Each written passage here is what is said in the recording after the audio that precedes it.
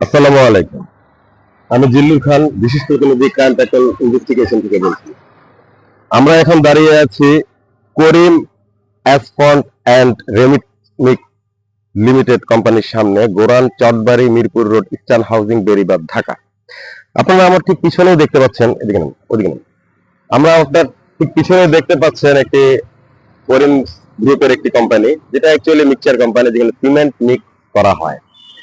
এখানে আমাদের কাছে যেই কমপ্লেনটা রয়েছে, সেই কমপ্লেনটা দিয়েছে আমাদেরকে বরকতুল্লাহ নামের একজন ব্যক্তি, যিনি ইস্টার্ন হাউজিং এর মিরপুর 12-তে থাকেন। তার ভাষ্য মতে এই জায়গাটির যে 48 শতক জায়গা তার ক্রয়কৃত জায়গা, অথচ তিনি কখনোই ভোগ দখল করতে পারেননি। এই করিম গ্রুপ গত 8 বছর ধরে অবলীলায় এই জায়গা দখল করে আসছে। আমরা কমপ্লেন পাওয়ার পরে বিভিন্ন কাগজপত্র তদন্ত করে দেখেছি।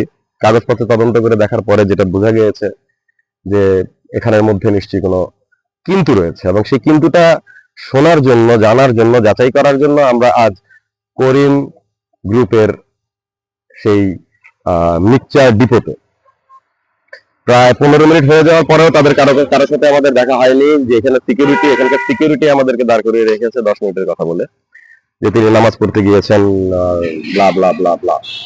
তো আমরা এখানে অপেক্ষা করছি, দেখা যাক কি হয়। আমরা আরো কিছুক্ষণ অপেক্ষা করব।